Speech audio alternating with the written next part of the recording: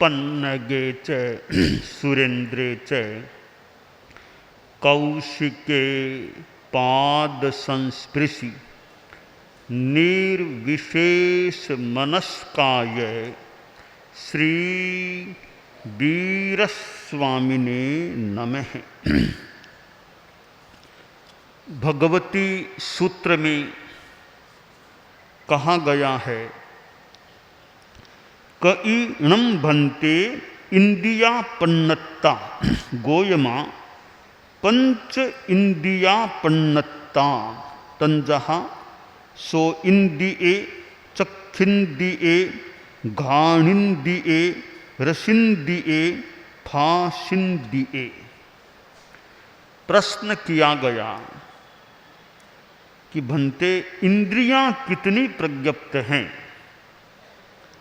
गौतम के नाम उत्तर इंद्रियां 5 प्रज्ञप्त हैं, जैसे श्रोत्रेंद्रिय, चक्षुरेंद्रिय, घ्राणेन्द्रिय, रसनेन्द्रिय और स्पर्शनेन्द्रिय। आदमी के शरीर में 5 इंद्रियां होती हैं और भी अनेक प्राणियों के शरीरों में ये 5 इंद्रियां होती हैं। कई प्राणी ऐसे भी होते हैं जिनके शरीर में 4 इंद्रियां होती हैं। 5 में से श्रोत्रेंद्रिय कर्णेंद्रिय नहीं होती है, शेष 4 होती हैं। कई प्राणी ऐसे भी होते हैं जिनके 3 इंद्रियां होती हैं, जो त्रिंद्रिय कहलाते हैं। 4 इंद्रियों वाले चतुरिंद्रिय कहलाते हैं। त्रिंद्रिय प्राणी जैसे कीड़ा मकोड़ा, ऐसे 2 प्राणी, उनमें श्रोत्र भी नहीं और चक्षु भी नहीं, शेष 3 इंद्रियां होती हैं। कुछ प्राणी द्विंद्रिय 2 इंद्रियों वाले होते हैं, उनके श्रोत्र भी नहीं, चक्षु भी नहीं, घ्राण सूंघने की इंद्रिय भी नहीं, केवल स्पर्श और रसनेन्द्रिय 2 होती हैं। और ऐसे अनंत प्राणी हैं जिनके एक ही इंद्रिय होती है, केवल स्पर्शनेन्द्रिय होती है, न श्रोत्र है, न चक्षु है, न घ्राण है, न रसनेन्द्रिय है, केवल एक स्पर्शनेन्द्रिय है।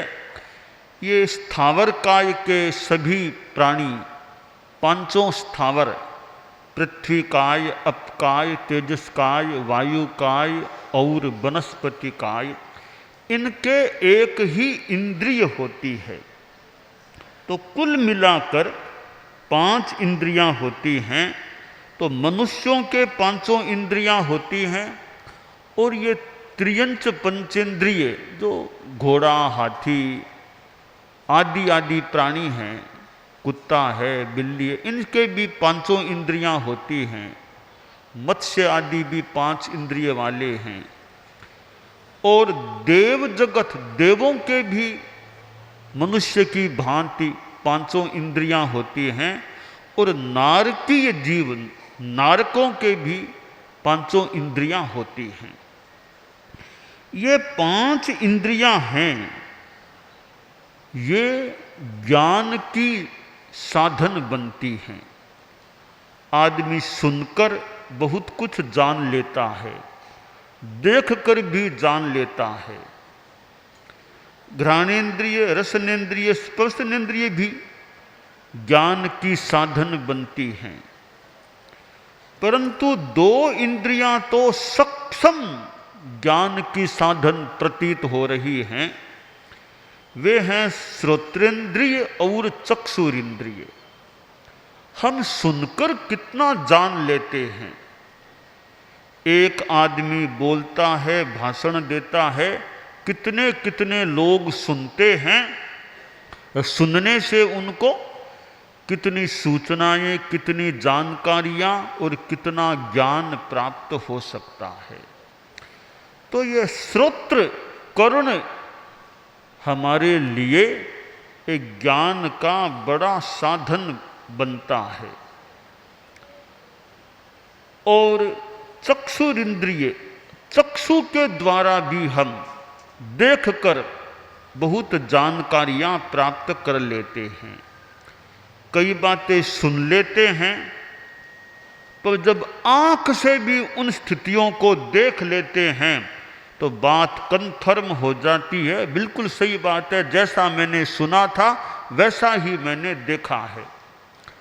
कोई सर्वज्ञ बता दे केवल ज्ञानी की दुनिया ऐसी है स्वयंभू रमण समुद्र ऐसा है, वो द्वीप ऐसा है, नंदीश्वर द्वीप ऐसा है, तीर्थंकर से केवल ज्ञानी से सुन लिया, फिर कोई व्यक्ति देव या कोई मनुष्य वहां जाकर के देख ले, क्या ये चौथा द्वीप, पांचवां द्वीप, छठा द्वीप, सातवां, आठवां, जैसा भगवान केवल ज्ञानी भगवान ने कहा वैसी की वैसी बातें हैं।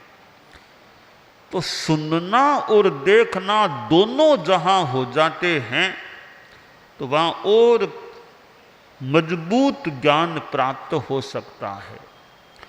तो हमारे जीवन में ये दो इंद्रियां, श्रोत्र और चक्षु, यूं तो सभी इंद्रियां उपयोगी हैं, पर ऐसा प्रतीत हो रहा है ये दो इंद्रियां बहुत ज़्यादा हमारे यूं ज्ञान वर्धन में काम आती हैं। तो हम सुनते हैं। आदमी को अच्छा श्रोता भी बनना चाहिए। अच्छा श्रोता कि दूसरे को सुने, जहां उचित लगे वहां सुने। क्या सुने? कोई अच्छी प्रवचन, आत्म कल्याण, अध्यात्म की बात आ रही हो और भी कोई उपयोगी बात आ रही हो, उसको हम ध्यान से सुनने का प्रयास करें। कोई आदमी दुखी है, अपना दुख बता रहा है, तो ठीक है, हम सहयोग कितना कर सकेंगे, कितना नहीं कर सकेंगे, समय हो तो उसकी बात को सुन लें। वो आदमी हमसे क्या चाहता है, ध्यान से सुन लें। सुनने के बाद कितना हमसे संभव है मदद करना, सहयोग करना, वो बाद में सोचा जा सकता है। पर दुखी आदमी का दुख कोई अच्छा व्यक्ति सुन भी ले तो किसी का दुख सुन लेने से भी उसका दुख थोड़ा, यानी सांत्वना उसको मिल सकती है कि हाँ मेरी बात इन्होंने सुन तो ली कम से कम। तो मौका हो तो दुखी आदमी का दुख अगर हम सुन लें तो वो भी एक प्रकार से उसको कुछ सांत्वना देने में सहायक बन सकता है। तो प्रवचन आदि सुनना टाइम हो तो अच्छा है। किसी दुखी आदमी के दुख को भी सुनना चाहिए और सुनने के बाद फिर आदमी मनन करे भी क्या सुना मैंने, वो मैं कितना जीवन में उतार सकता हूँ, मेरे लिए कितना संभव है। तो श्रवण के बाद मनन होता है, निदिध्यासन की बात भी है। तो सुनना का एक, सुनने के बाद की जो स्थिति है मनन करना, कि सुन लिया और साथ में मनन करें भी हाँ यह बात कही है तो कैसी है, मैं क्या इस विषय में अपने जीवन में कुछ कर सकता हूँ। तो श्रवण के बाद या साथ मनन भी हो जाए। तो श्रोत्रेंद्रिय कितने, मास्टर अध्यापक पढ़ाता है, विद्यार्थी सुनता है, तो सुनकर कितनी जानकारियां प्राप्त कर सकता है। हमारे कितने लोग प्रवचन व्याख्यान सुनते हैं, सुनते सुनते भी कई जानकारियां मिल सकती है। परम पूज्य आचार्य तुलसी तो बहुत वेत्ता थे, राग रागिणियों के वे जानकार थे। रामायण के राग रागिणियां, भगवती जोड़, पुरानी पुरानी राग रागिणियों का भी संभवतः उनको अच्छा ज्ञान था। हमारे 24 ग्रंथ है, जयाचार्य की कृति है यह 24, जिसका स्वाध्याय वर्षों से हमारे यहाँ गुरुकुलवास में चलता आ रहा है। तो 24 की रागें कोई सलग से न भी धारे तो सुबह सुबह सुनता रहे, सुनते सुनते भी वो 24 की रागें आ सकती हैं, यानी सुनते सुनते भी वो अभ्यास हो सकता है। तो सुनने से कोई वक्ता बोलता है, उसको महीनों तक सुनो, बरसों तक सुनो, सुनते सुनते व्याख्यान देने की, प्रवचन करने की कला भी आ सकती है।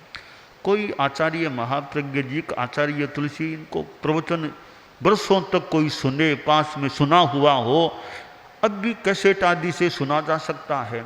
तो सुनते सुनते सुनते सुनते भी वो व्याख्यान देने की कला भी कुछ या ज़्यादा हस्तगत, आत्मगत हो सकती है। तो श्रोत्रेंद्रिय हमारे लिए बड़ी उपयोगी है।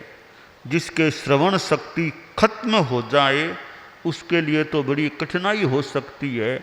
जिनके पास श्रवण शक्ति है वो श्रवण शक्ति का अच्छा उपयोग करें, सदुपयोग करें। श्रवण शक्ति का दुरुपयोग नहीं करना चाहिए। दुरुपयोग कैसे? कि किसी के बारे में कोई किसी की निंदा हो रही है, वहाँ जाकर के रस लेकर के सुनने का प्रयास न करें। क्यों सुने किसी के बारे में? हम क्यों रस लेकर के किसी की निंदा की बातें सुने? या कोई दो आदमी कोई अपनी व्यक्तिगत चर्चा मंत्रणा में संलग्न हो तो गुप्त रूप से उनकी बातों को सुनने का सामान्यतया प्रयास नहीं करना चाहिए। भी इनकी व्यक्तिगत बात है, मैं बीच में क्यों जाऊं। और कहा तो यह गया कि दो आदमी बात करे, बीच में कोई यूँ जाए, अनुचित रूप में चला जाए, जाने वाला मूर्ख होता है। वो बात आती है कि कोई राजा भोज, कोई रानी किसी पंडित से बात कर रही थी, कभी पंडित से, रानी पंडित की दोनों की बात हो रही थी, राजा भोज बीच में चला गया। तो रानी जी ने, होता तो आश्चर्य है कोई राजा को कैसे बोल दिया कि आओ मूर्ख, आओ मूर्ख, आओ मूर्ख। राजा को बोल दिया आओ मूर्ख। तो राजा को थोड़ा चौंका भी, मुझे मूर्ख बोल दिया है। तो मानो कि थोड़ा मन पर या दिमाग पर कोई ऐसा असर हो गया, मानसिक कोई ऐसा असर हुआ। राजा फिर सभा में जहाँ भी गया, अब विद्वान लोग, पंडित लोग आ रहे थे, कोई भी आता राजा बोलता आओ मूर्ख, आओ मूर्ख, आओ। कोई दिमाग में क्या हो गया राजा के, आने वाले को आओ मूर्ख बोलने लग गया। तो एक विद्वान आ गया, उस आया, राजा बोला आओ मूर्ख। विद्वान ने सोचा रे मैं विद्वान, मुझे मूर्ख कैसे कह दिया। तो विद्वान था भी, थोड़ा लगता है हिम्मत भी थी, तो वापिस विद्वान बोल गया, कवि विद्वान। वो विद्वान बोला राजा भोज से, खादन्न गच्छामि हसन्न जल्पे, गतम न शोचामि कृतं न मन्ये, द्वाभ्यां तृतीयो न भवामि राजन्, किं कारणं भोज भवामि मूर्ख है। विद्वान ने संस्कृत में कहा कि महाराज भोज, मैं मूर्ख हुआ कैसे? 5 कारणों से आदमी मूर्ख होता है, 5 बातों से आदमी मूर्ख होता है। 5 कारण कौन से? पहला है, प्राचीन काल की बात हो सकती है, खादन्न गच्छामि, जो चलते चलते खाए, खाता खाता चले, वो आदमी मूर्ख होता है। फिर मैं तो खाते खाते चलता नहीं हूं, तो मैं मूर्ख हुआ कैसे? तो पहली बात है, खाते खाते चले वो मूर्ख होता है, मैं खाते खाते चलता नहीं, मूर्ख हुआ कैसे? दूसरी बात है, हसन्न जल पे, जो आदमी बात बोलते बोलते हंसे, बात पूरी की नहीं पहले ही हंसना शुरू कर दे, वो मूर्ख आदमी होता है। तो मैं तो ऐसे हंसता हंसता बोलता नहीं, मैं मूर्ख हुआ कैसे? गतम न सोचामी, जो बात बीत गई चली गई उसका जो शोक करे, दिमाग पर भार रखे, टेंशन रखे, वो मूर्ख आदमी होता है। तो मैं तो कोई गई बात की चिंता करता नहीं, टेंशन रखता नहीं, तो मैं मूर्ख हुआ कैसे?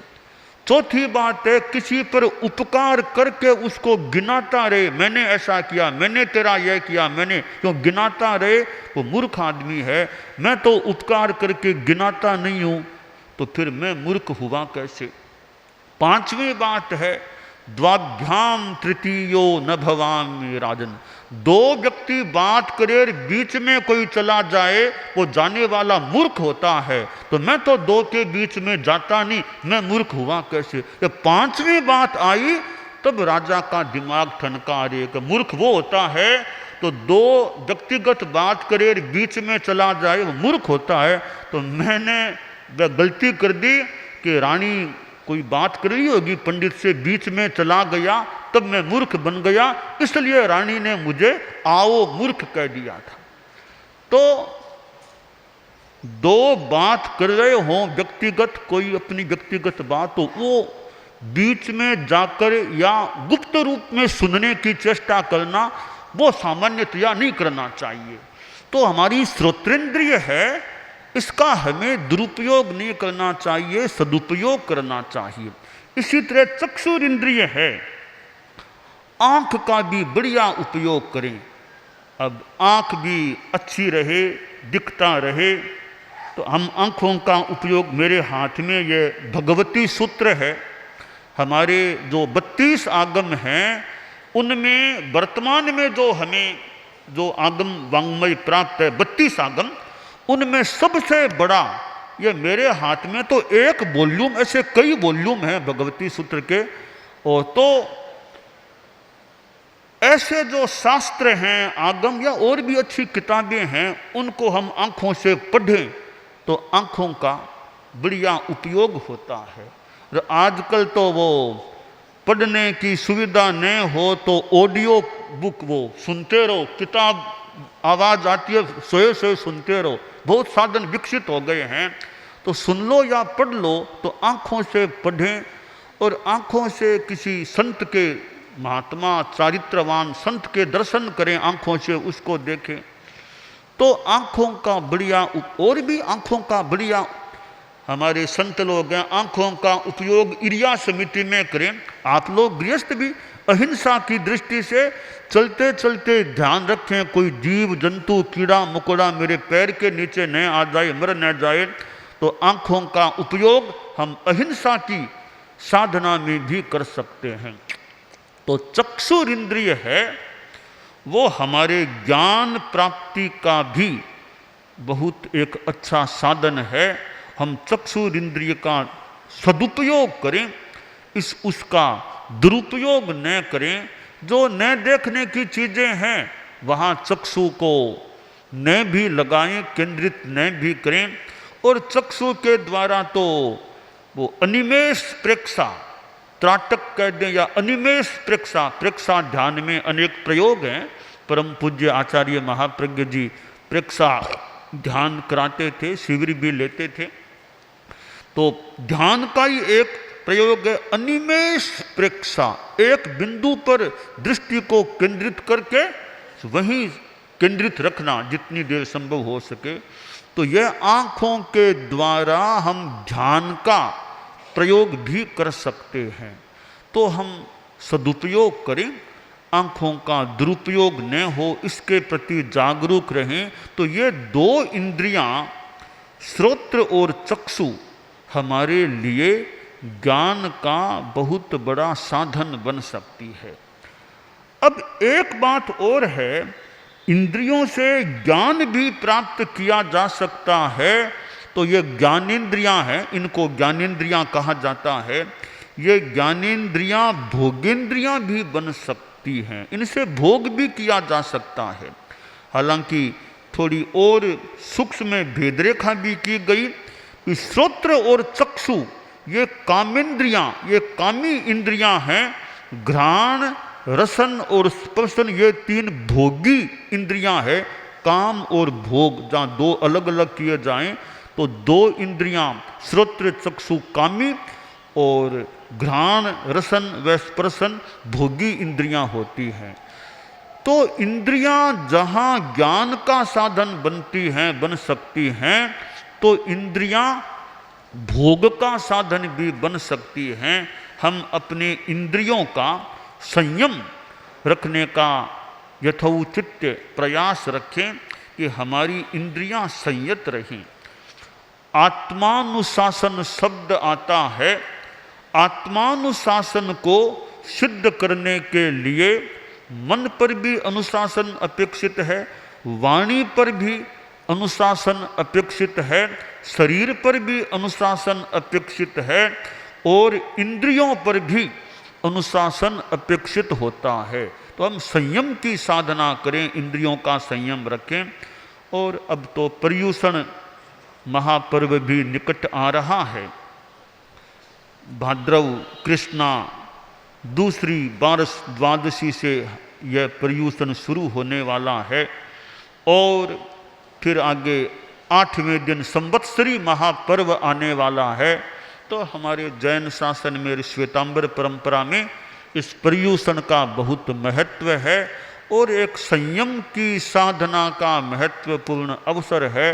तो पर्युषण भी हमें बहुत अच्छे ढंग से ये मनाना, यह आध्यात्मिक महापर्व है। इसमें खाने पीने की बातें मुख्यता वाली नहीं, यहाँ तो साधना, संयम, सामायिक प्रवचन श्रवण और संवत्सरी को तो उपवास और पौषध ये मनाने के तरीके हैं।